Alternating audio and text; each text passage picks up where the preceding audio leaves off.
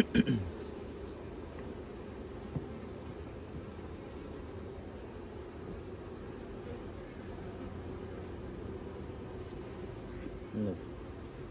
từ ly mặt trời đá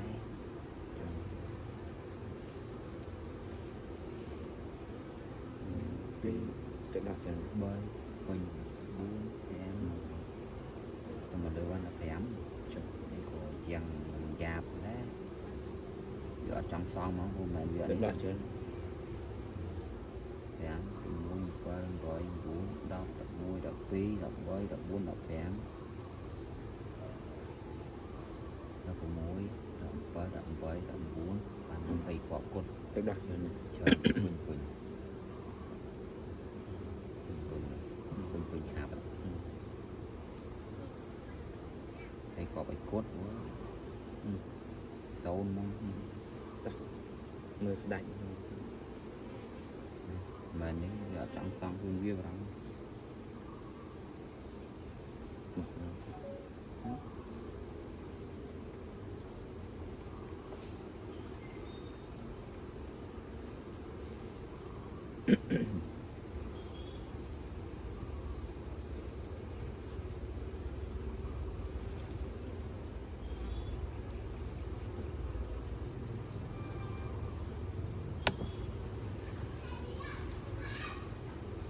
bên sân